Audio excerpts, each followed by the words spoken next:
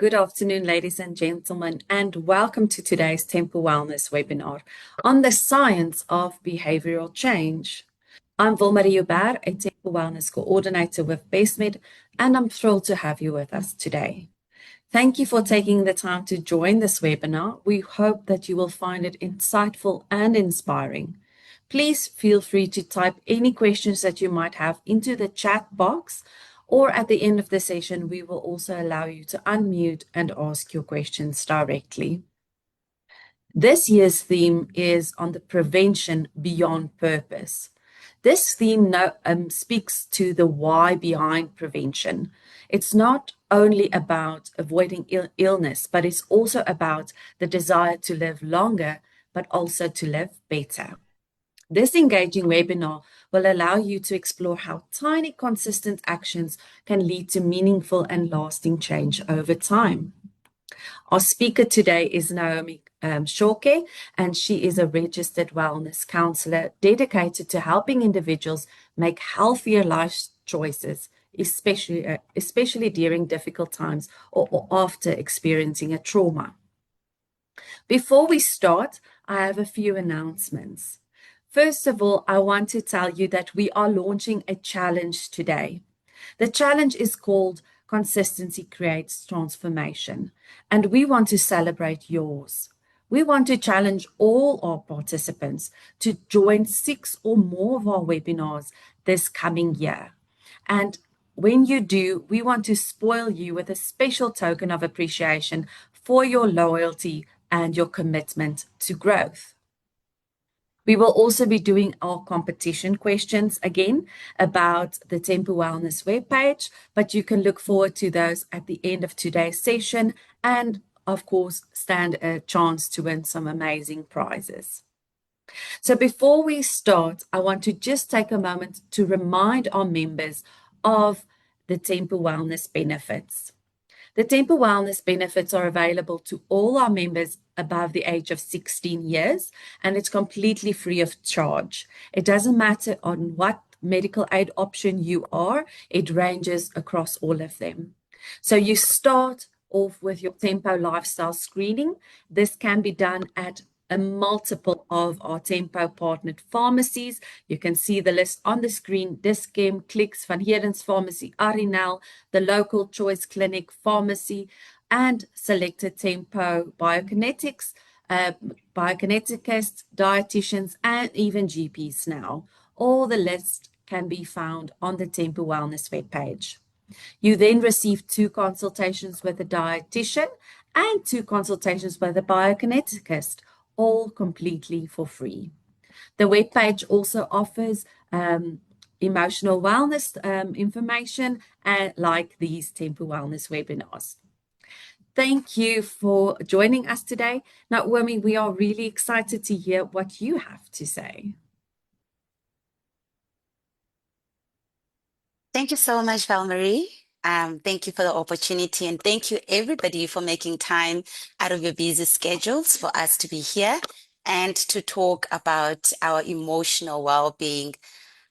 Today serves as one of the biggest topics that we're going to talk about, which will also help us learn more about our brains, how our brains operate, how they move from habits to, having to create a routine for yourself.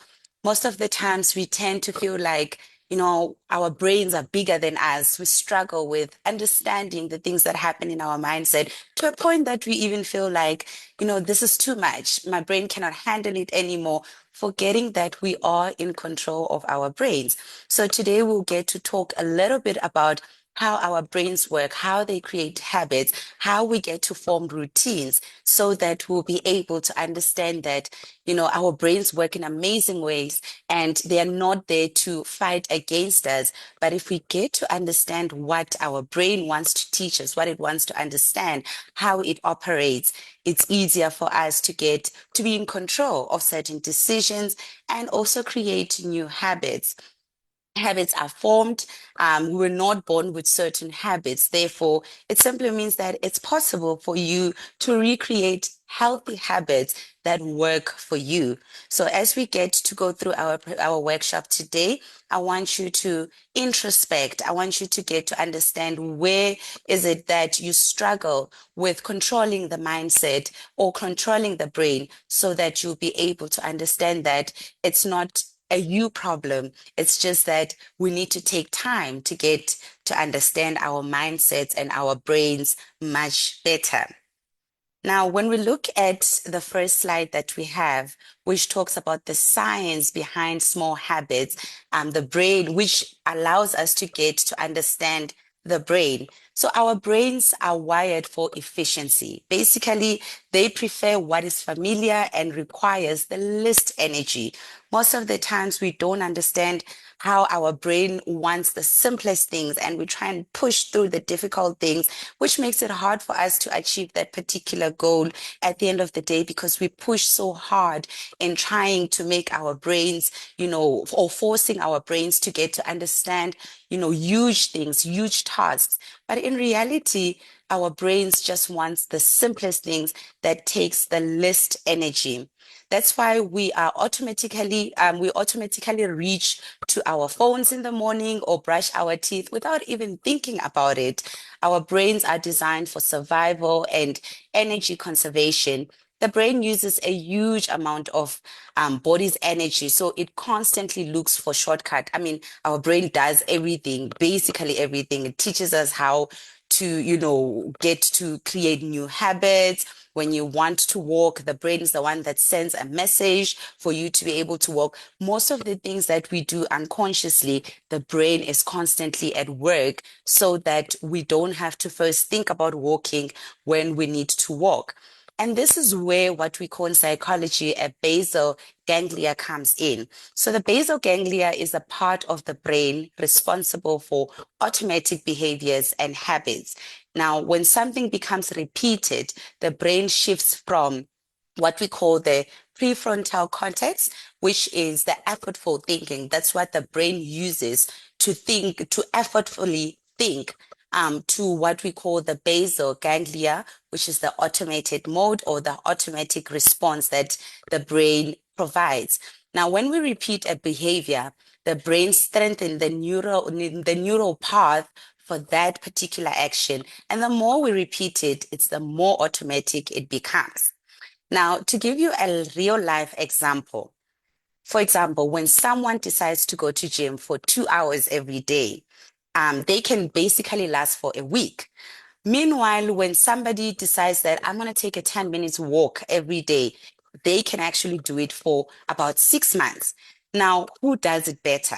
It's the person who decides to take the smaller efforts in order for them to achieve the skills or the goals that they want to achieve, such as the person who decides to take a walk for 10 minutes more than the person who decides to go to gym for 2 hours. Now, consistency beats intensity. Why does this brain habit, why does the small habits work better than having to take huge habits? Now, small habits requires less cognitive load, less energy for the brain. The brain does not perceive that as a threat or a major change. So it resists less. Whatever that does not challenge the brain gets to understand it even better. Now, a relatable example is if I was to tell you that from today, wake up 4 a.m., go to gym daily, eat clean, meditate for 30 minutes, the brain will automatically or immediately go to alert mode and it's going to see it as a threat. It's going to see it as discomfort. It's going to see it as energy demanding. And it's immediately going to tell you that abort mission. It's not working for you. Do not do it. It requires so much effort. So therefore, do not do it. Meanwhile, if I was to say to you, drink one extra glass of water, the brain will see it as manageable. It will see it as safe. And therefore, it's possible for you to be able to do that compared to me having to give you a hard task, like go to gym, eat clean, and all that. Now, the brain chooses manageable over impressive goals or tasks. So whatever that looks simple, whatever that's doable, it's what the brain will go for, because the fact that the brain already uses so much energy, it needs shortcuts. It tries and simplifies things. It takes in the most simplest things so that it does not need to use more energy. Now, it's not about doing something big at once. It's about doing something small repeatedly so that the brain can get to understand that pattern and then cause and create a consistency. Now, the more you repeat something, the stronger the pathway of the mindset, the lesser effort it requires, the more automatic it becomes. Now, habits are not personalities, they are wiring. This means that you are not lazy. You are just wired according to the repetition of certain tasks and certain behaviors that you get to do. So the brain wires. It does not mean that when you are struggling to do something, it's your personality. You are not good enough. You are lazy. It does not mean that. It simply means that you need to start small and keep repeating it up until the brain can create an automatic response to it, and it becomes simple for the brain to tolerate that particular task and make it automatic. Now, moving to our next slide to explain the habit loop. Now, the habit loop, every habit loop follows three parts. Now, we look at the cue, the routine, and the reward. That's how our brain works. For us to create a habit, it has to go through these three habit loops. Now, when we look at the cue is the trigger. It's what triggers the idea. The routine is the behavior. It's something that you practice every day. And then once you get to practice that and you're good at it, you get the reward, which is the benefit of doing what you want to do. Now, to give you a relatable example with morning coffee habits. Now, the cue would be you waking up and thinking about coffee. The routine would be you wanting to make that coffee. And the reward would be you feeling alert and comforted by you having to make that coffee. Another example will be scrolling on your phone at night. The cue would be the feeling, the boredom feeling, or the stress feeling that makes you want to scroll on your phone. Now, the routine would be scrolling onto your social media like Instagram, TikTok, and any other social media, WhatsApp, any other social media of your choice. And the reward would be the temporary distractions. So these three things are what the brain goes through in order for it to create a habit. Now, once people get to understand this loop, they can gain control over certain habits, over certain behaviors. Now, if you want to change a behavior, change one part of the loop. This is a behavioral psychology at work. Basically, this is pure psychology at work. The brain is constantly scanning for rewards, especially the dopamine reward. Now, what is this dopamine reward? Dopamine is not the pleasure chemical that the brain gets when you get to do a particular task. It's the anticipation chemical. It motivates towards the reward. When you think about eating, it's not the eating that creates the dopamine, it's the reward after eating, the feeling that you get after eating that creates that dopamine. So our habits are created by the amount of dopamine, the amount of reward that you get when you portray or do a particular task or a particular goal. Now, when a cure appears, and remember the cure is the trigger, the brain predicts the reward. If you think of gym, the brain already predicts that, okay, going to gym will help me get a good body, will help me stay healthy and all that. And that reward is what motivates the behavior for you to be able to actually start getting into that habit and loving that habit. Now, if the reward feels good, then the loop strengthens. And over time, the brain becomes addicted to that particular relief. Now, you don't eliminate habits by removing behavior. Most of the times, when we have this particular habit that we want to get rid of, the first thing that we think of is, how do I completely get rid of this habit? But in reality, you don't eliminate that habit in order for you to get for you to change the behavior. You have to replace that reward so that you can replace the habit with something more productive and something that it will be more fulfilling. Now, if someone stress eats, for example, the real reward might be comfort, might be distraction, or even emotional soothing. Now, to break that particular habit, we must offer alternative ways to access the same emotional reward. Now, having to access the same emotional reward would be when you feel like eating, stress eating, rather play music, rather take a walk, deep breathing sessions, and anything or reading or a hobby that you can do in order for you to to get an alternative way to get the same reward, to get the same fulfilling reward, to deal with that discomfort in the mindset and that distraction in the mindset without you having to fall into unhealthy habits or unhealthy ways of doing things. Now, that's why awareness is very powerful. Once people see the loop, they stop blaming themselves and they start understanding the mechanism and how to replace that particular trigger, that particular cue, in order for them to be able to achieve the best results and the same reward without them having to, undergo unhealthy coping mechanisms.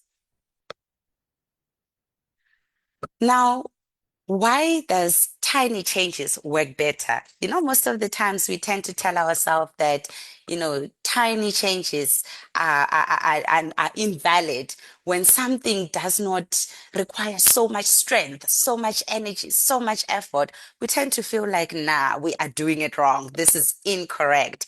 But in reality, that is not true. I think because we are so used to fighting challenges, dealing with challenges, dealing with problems that arise, whether it's in our control or out of our control, we tend to, tell our mindset that when something comes easy, then it's invalid, it's wrong, it's not right, and all that. But in reality, the brain does not want anything that requires too much energy. You can still do the things that you want to do, but rather having to do it in smaller steps so that the brain does not feel like it has to use too much energy to accommodate that particular change. Now, big changes may feel overwhelming and tiny changes may feel doable. And that's because small habits requires less willpower. It can fit into existing routines and you can build a momentum through those small habits. Now, to give you an example, instead of cutting all junk food, you can start with maybe drinking 1 glass of water daily. Or maybe instead of meditating for 30 minutes, you can start with taking 3 deep breaths before opening your laptop. Now, when success feels easy, the brain wants to repeat it. Now, everything that we know about the brain and how difficult it is, it's all in the mindset. It's all made up. It's not real. The brain will always accommodate any plan that you want to create for yourself, as long as you make it easier and you break it into smaller steps and you allow the brain to adjust so that it's easier for the brain to want to repeat it again. At the end of the day, it's not about the hard work. It's about the fun. It's about the learning. It's about the excitement in the goals that you want to create for yourself. Anything that creates excitement creates dopamine in the brain, and the brain will want to repeat it again and again and again until you get into a routine in that particular goal that you want to set. And that's how addiction comes to be. It's easier because whatever that we are addicted to, it makes our brain feels lighter. The dopamine flows easily, and therefore the brain wants to do it again and again and again up until, it gets that satisfaction. Now, when we move to the next slide, we're talking about identity over outcomes. Now, this is a very powerful statement, and it's the most powerful part of the mindset that shifts everything. Identity is who we are.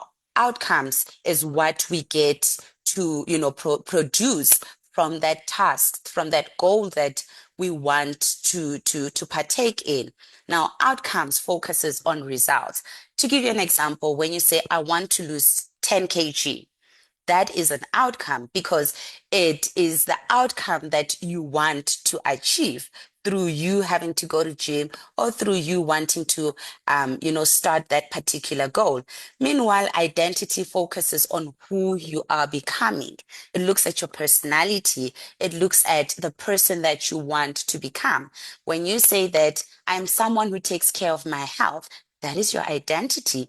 That is the person that you are becoming, and you will take all the steps that you need in order for you to become that healthy individual, because that is identity. That's what the brain perceives it as, an identity, as the person that you are becoming. Now, when identity shifts, behavior follows naturally. This is rooted in what we call the self-concept theory. When humans act in alignment with how they see themselves, then the brain seeks internal consistency so that it can support the person that they are becoming. Now, if you give yourself an identity that I'm good enough, I'm confident, I love myself, then the brain will look for all the possible reasons to support that statement. And it won't be that you were given medication for you to become that person, but you'll slowly start to see positivity in everything. You'll see positivity in your work, you'll see positivity in your life, because the brain is searching for certain things that can support who you tell yourself who you are. But if you tell yourself that I'm not good enough, I'm this bad person, I'm struggling with this, then the brain also supports that. And it will look for all the negative reasons to support your statement. So this proves that we are in control of our brains. The brain does what we tell it to do. And that's why in therapy, we tend to find people who have endured so many challenges, and they'll tell you that, I don't think I'll ever change. I think this is who I am. And in reality, the next person that they are telling can see all the positivity, and they can see everything that, goes against that particular statement in that person. But because one has already told themselves that I am not good enough, nothing's ever going to work out, you find yourself in a series of challenges that keep coming and coming and coming. And you start to believe that you are not good enough, because that's what you told the brain, and the brain follows what you get to tell it. So therefore, you become what you tell your brain. If you tell your brain the positive things, the healthiest things, you become that. And you create habits that follow that. But if you tell yourself that you're not good enough, you also do become that. The brain does not reject anything. It just supports everything that you get to tell it. Now, also, the brain also seeks internal consistency.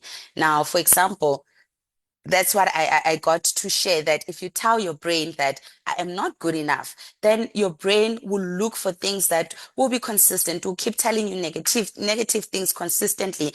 And that's how some people will then tell you that, or wake up 5 years later and feel like, oh, my life has been a mess. There's been a whole lot going on. There's been a lot of negativity. There's been a whole lot of, downfalls. There's a lot of negativities compared to positivity, because for the longest time, you've been telling yourself that you're not good enough. And the brain will be consistent in how it looks for evidence that can show you that maybe you are not good enough indeed.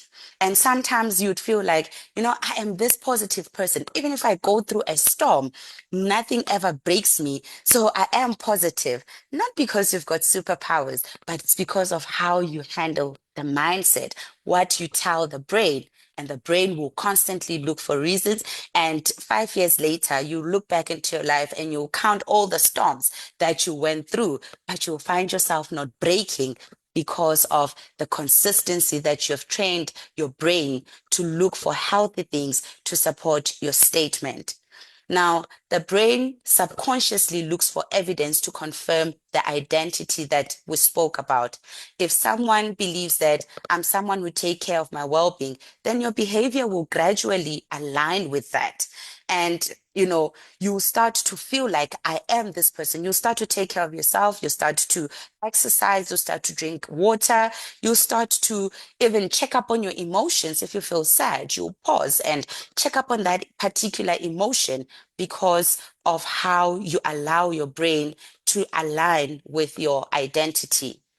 Now, when we look at the psychological principle of identity or over outcomes, there is what we call cognitive dissonance. Now, if your actions contradict your identity, then discomfort arises. So either you change the behavior or you adjust the identity. Now you become 5 years later, you look at your life and you think, this is not me. This does not align with me. This has never been me. Why do I behave this way? Something deep in you can tell that this is not you. But in reality, it's not your identity. It's what you've been telling your brain. And for your brain to be safe, to not go against your beliefs, it will definitely support that particular, statement. And that will cause a lot of contradiction to identity, discomfort that will arise, and your behavior will change and it will adjust your identity.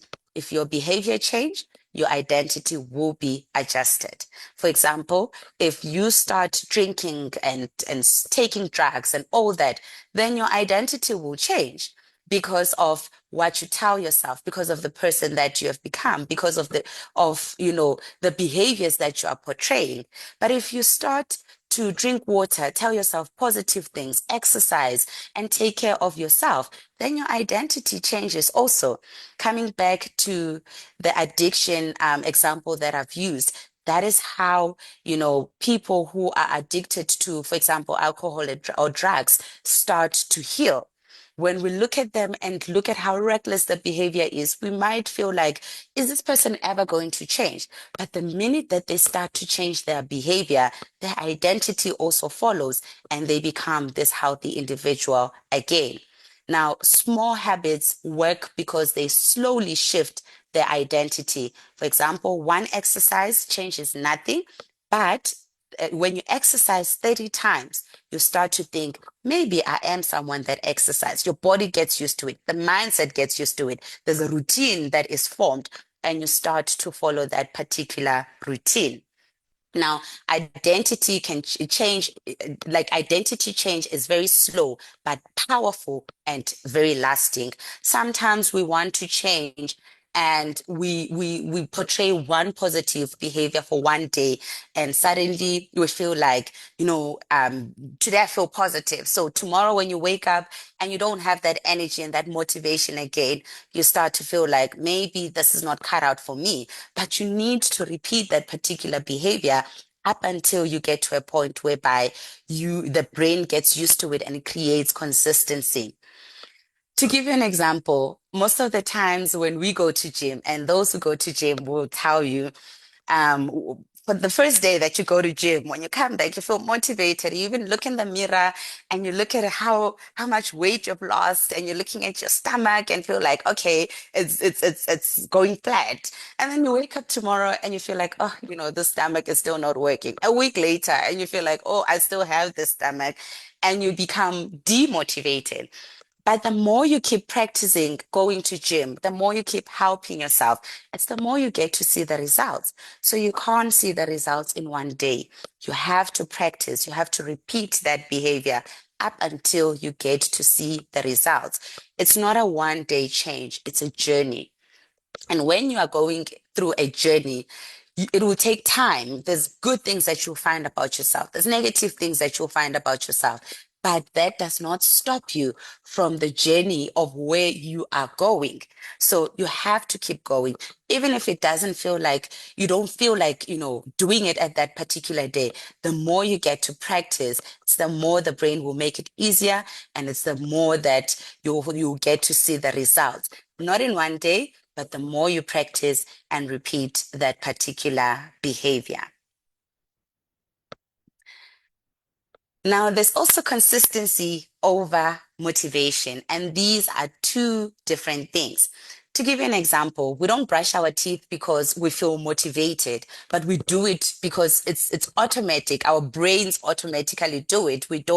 Learn how to we learn how to brush our teeth, but later on you just actually go to your bathroom and put your toothpaste on your brush and you brush your teeth without having to think about the steps, the actions that you took in order for you to get to do that particular task. So motivation is more emotional and it fluctuates based on, our sleeping patterns. Sleeping is very important because it allows our brain to get to rest so that we are ready to start off the new day, and the brain is healthy enough to accommodate us on the following day. If you don't sleep enough, then the following day you will be moody, you'll be frustrated, and you'll be irritated easily. And the more you don't sleep, it's the more you fall into depression, and you even find yourself having to have mental breakdowns. So motivation fluctuates through sleeping patterns, through stress, our stress levels, how we deal with our stress, through hormones, through work pressure, and also our moods. And that is what motivates us to actually get to do a particular behavior.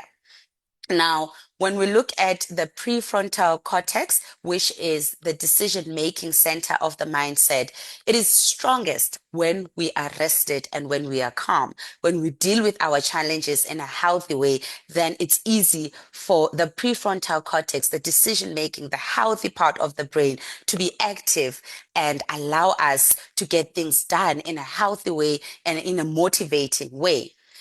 And also, when we are under stress, the brain shifts from that prefrontal cortex and it moves to what we call the amygdala, which is the survival mode, which is what carries our stress, what frustrates us, that depression, that fatigued version of yourself. That's part of the amygdala.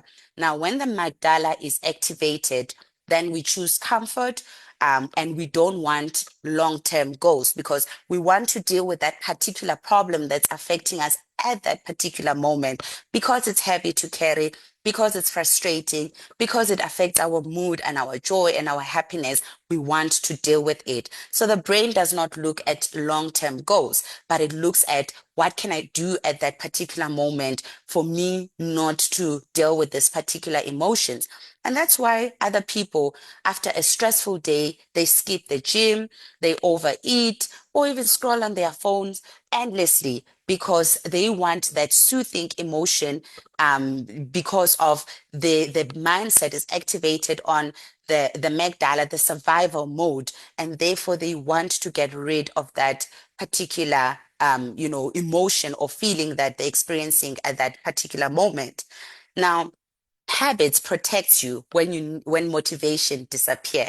If you are able to build long-term goals, habits that will support you even on days that you feel demotivated, because the brain is already used to getting to do things in a particular way. The brain is already used to the fact that 6 p.m. I need to go to gym, 8 o'clock I need to be at work and I have to be positive. And the things that you've been telling yourself, the positive things, is what helps you when there is no motivation. And automatic systems reduce decision fatigue. Now, when you have that, habit, when you've created healthy habits, you will not be exhausted because the brain or the body will tell you when it's time for you to do certain things. When you are not in a good space, the body will tell you, the mindset will tell you that, remember, you deal with things in a positive way. So don't look at it in a negative way. Or remember that you have to be calm in order for you to resolve that particular challenge. So what do you need to do for you to bring that calmness? So habits are very important because if you build those habits, then in days where you feel demotivated, they will be there to rescue you. Now, the fewer decisions that you need to make, the more consistent you become. And I always reference back to the gym because the gym is the hardest thing that a person can build habits towards. You can wake up in the morning and say that, today I don't feel like going to gym at 5 a.m., but because I need to sleep enough and I need to prepare for work. But after work, I'm going to go to gym. When you come back from work, you feel like, I had a long day today at work. It's been a lot and I'm exhausted. Let me just lay on my couch and catch up on my Netflix and I'll go to gym tomorrow. The following day is the same repeated pattern. For you to be able to be consistent to go to gym, you need a lot of mind convincing, and there must be a lot of habits that you create, easier things that you get to, build for you to be able to build that consistency of going to gym. So the fewer decisions that you get to make, the more consistent you become. And to give you an example, which is the gym, when you put your gym time fixed to 6 p.m., then there's no debate in the mindset. The body knows that 6 p.m., I'm going to gym. Regardless of if there's a storm, there's a rain, the body will tell you that today you did not go to gym. Today you did not do that particular goal that you always do at that particular time. Because also debating with the mindset is what drains the willpower. It's what drains us from getting to do certain activities, from getting to build those habits. So if you then get to build those habits, then your body will also assist you in telling you that it's time for you to do this. You need to wake up. You need to, go to your usual routine, and you'll find yourself doing it effortlessly. And that is why I say that the brain is not working against us. It's all about what you tell the brain. It's all about the habits that you build. And even with the habits that you build, it's all about how much you make it easier for the brain to adjust to it.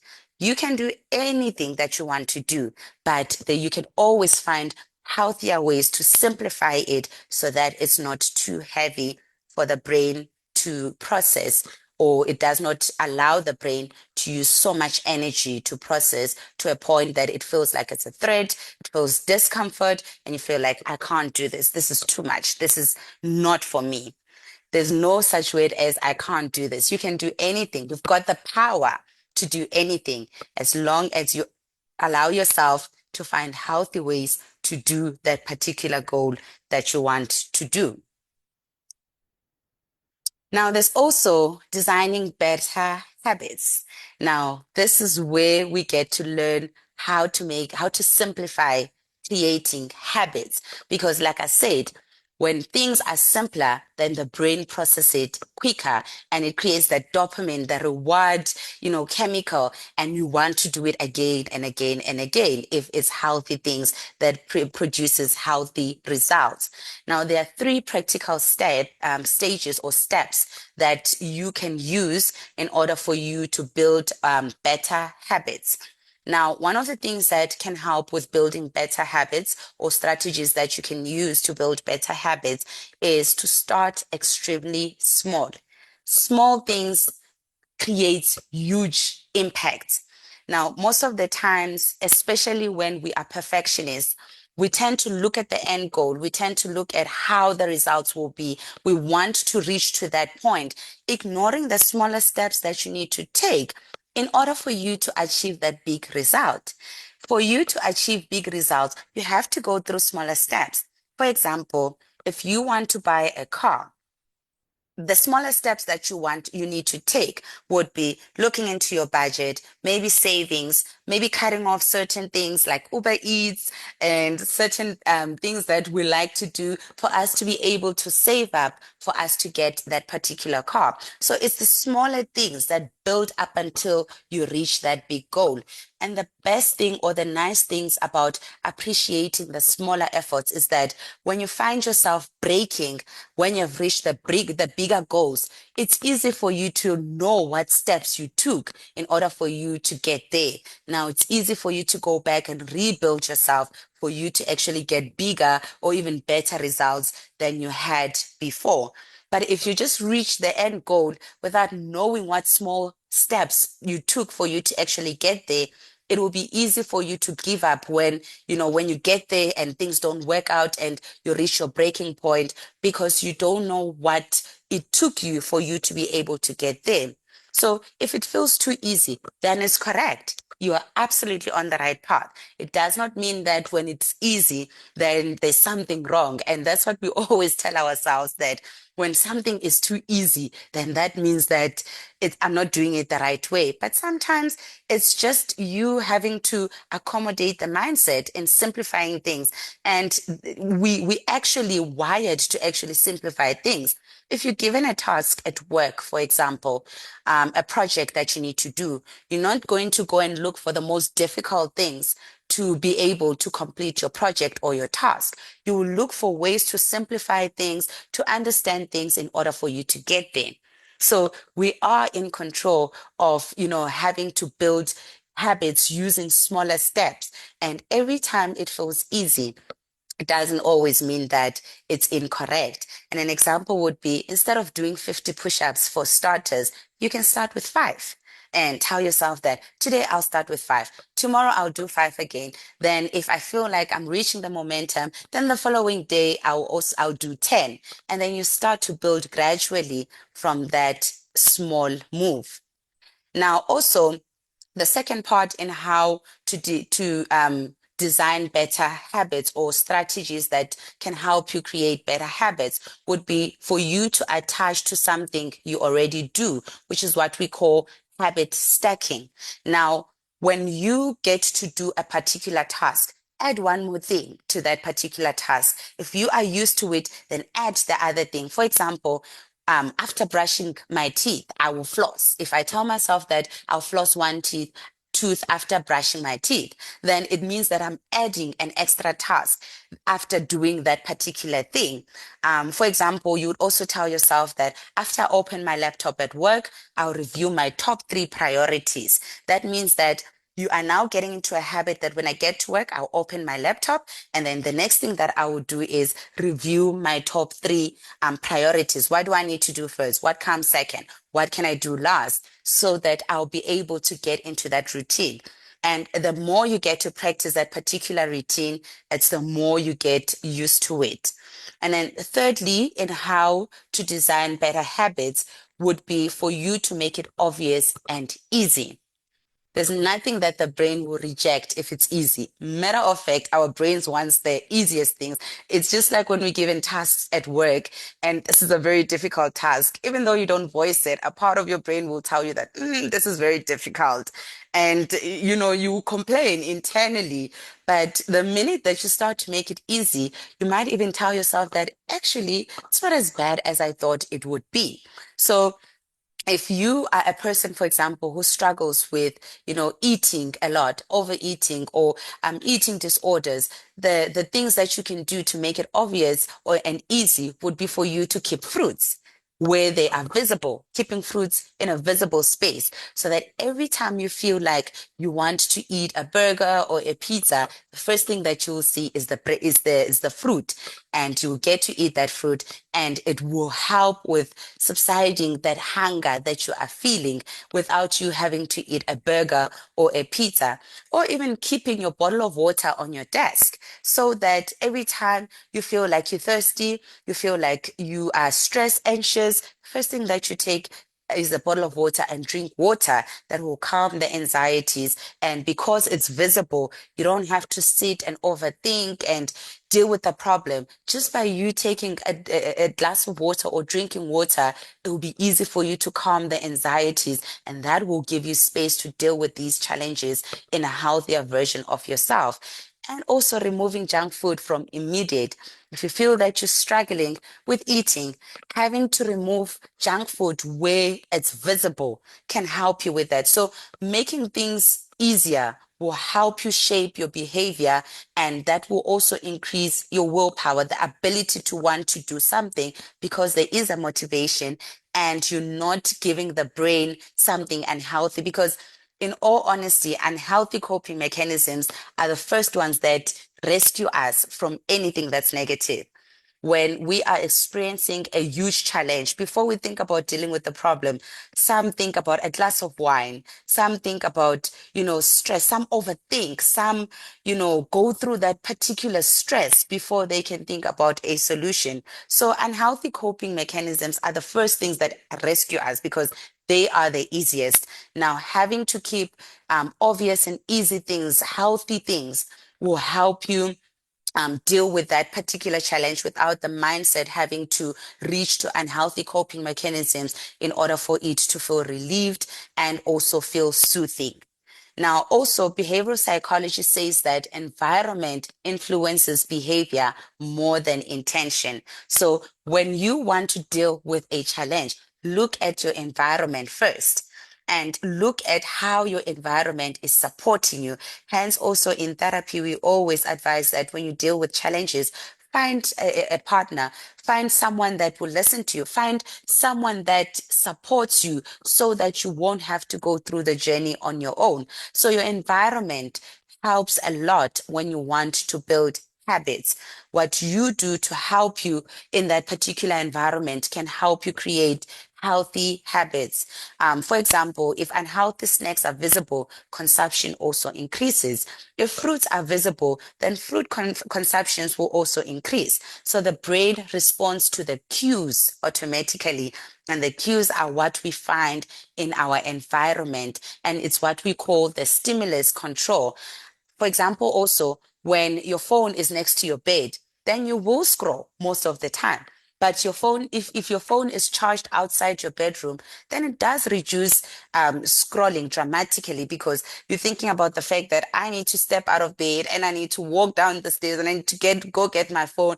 And that is the energy that the brain does not want to use. So therefore, you find yourself not scrolling. So you don't need more discipline. You need better design. You need better ways of creating your habits. You need better ways of, of making your habits much easier so that you'll be able to build on that discipline and that consistency. Now, the most powerful or successful people design environments that make good habits easy and bad habits inconvenient. So, if you can try and make bad habits hard to reach, then you will find yourself reaching your goals. Now, there's also ways of breaking unhealthy habits. Now, habits are a part of us because they are wired in us. We've been dealing with it for the longest period of time. If you want to get rid of it just like that, it will be impossible because this has always been a part of you. It happens automatically. So therefore, we don't break habits with force, but we break them with awareness and friction, meaning that we remove the trigger. We make the habit inconvenient, the negative habits inconvenient, and we also replace it with something healthier. And helpful habits are often coping mechanisms. That's what the brain needs for it to be relieved, for it to, find comfort before you get to deal with bigger challenges. Because when you go through challenges, your brain also uses so much energy for you to deal with that particular challenge. So therefore, unhealthy coping mechanisms are what pop up. Now, you need to understand that you are not random. There are solutions to emotional discomfort, which affects your habits. And psychological habits are often regulated through anxiety, loneliness, boredom, fatigue, overwhelm. All of those things create unhealthy coping mechanisms. Now, if we remove the behavior without addressing the emotional need, then the brain will replace it with another coping behavior, which is also unhealthy. So people will move from drinking alcohol to smoking drugs, from smoking drugs to being abusive. It's a pattern that replaces that coping mechanisms because you're not dealing with the emotions that are affecting you. So it's very important to deal with that emotion. And that is why restriction alone will always fail you. But when you deal with that emotion that pushes you to create that unhealthy habit, then you get to understand and you get to deal with the habit in a healthier way. And how do you then deal with that emotional distress? You can deal with it through increasing awareness by asking yourself, what am I feeling before this habit? When I get to do this habit, what comes into my mind first? If I want to drink alcohol, what comes into my mind first? If I want to skip work, if it's a habit, what comes into my mind first? So that you'll be able to understand the feelings that push you into that unhealthy behavior. You can also add friction, make it slightly harder for you to be able to do unhealthy things. Think about negativity, the consequences that comes with that unhealthy coping mechanisms, and then replace the routine, meet the same need differently. For example, if someone doom scrolls at night, you can ask yourself, what are you avoiding? Is it the silence? Is it the loneliness? Is it the stress? And then from you asking yourself that, you can then replace that routine or that habit or that stress through audiobooks, gentle music, journaling, or even calling a friend to get to talk about the emotion that you are experiencing. So that will limit you from scrolling and being addicted to social media, or even finding the wrong advice on social media because you've been scrolling, or even to reduce the loneliness, the silence, and also the stress. Now, the goal is not to control, the goal is to regulate so that you'll be able to have healthy ways to replace unhealthy coping mechanisms and allow the brain to jump into the new habits and make it easy for you. Now, there's also small habits at work that you can use for you to be able to allow yourself to create healthy habits at work. Now, to give you an example, one intentional pause before responding to a difficult email can help you a lot, can stop you from impulsive responding the negative things that you get to regret afterwards. Because once that email is gone, it's gone. And now you have to deal with the consequences. But that one intentional pause, having to take a deep breathing session or deep breathe before you get to send an email, can save you from having to, respond irrationally. Also, 2 minutes planning session before starting work can help you a lot. Having to make time to look at your schedule, the tasks that you need to do, arranging them from the most important tasks to the least important tasks can help you a lot in getting to, start your day properly. Your brain won't be all over trying to complete everything at once because you have took a minute to plan your day and you know what you're doing first and then what comes after and what comes after. And then also one positive comment to a colleague daily, kindness will not break you. It's important for us to be kind to each other. Waking up in the morning, finding your colleague with a nice, beautiful dress or tie and complimenting them. It won't take anything from you, but it will also make your day. It will make another person's day. Greeting with a smile. People are going through so much every day, and the least that we can do is be kind. Building a healthy work environment requires us to also practice kindness. So one positive comment to your colleague daily and making it a habit can be something that, will grow into healthy working habits or healthy habits at work. And then also standing up once every hour. If you're sitting down all the time and on your laptop, just to stand up, to stretch your body, go drink water, and then also drinking water before every meeting can help a lot. It will help you with better focus, less burnout, improved workplace relationships, and also an increased productivity. Big burnout doesn't happen in one day. It happens from small daily neglects. The same applies to well-being. Daily small investment also does prevent crisis. Now, in closing, I want you to know that you are not fighting yourself. You are working with wiring because the brain works with wiring. Your brain is not broken, it is efficient. The question is, what are you repeatedly teaching your brain? Small habits are not about productivity, but they are about emotional safety.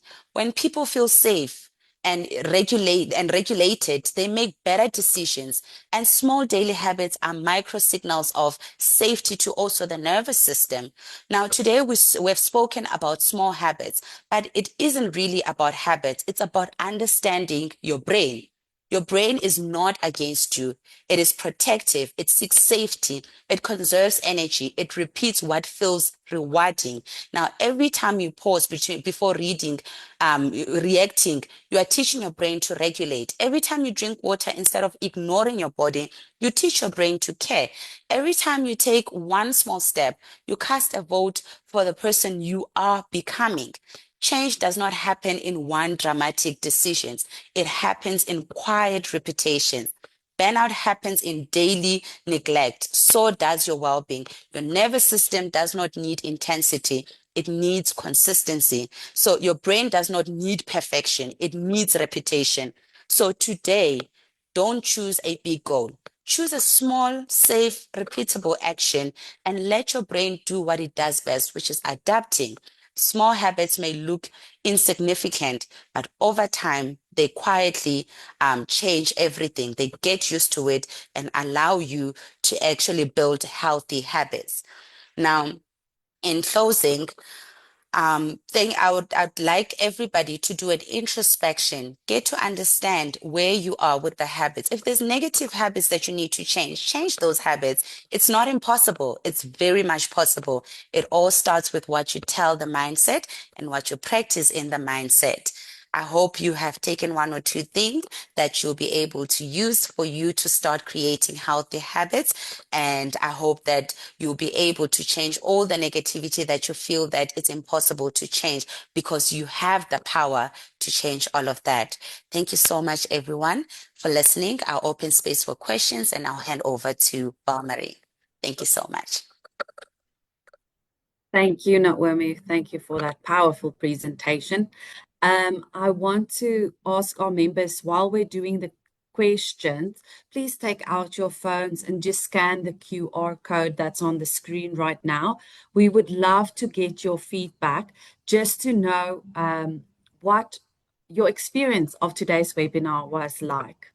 Then firstly, I see a hand is raised. Babalwa, do you have a question for us? You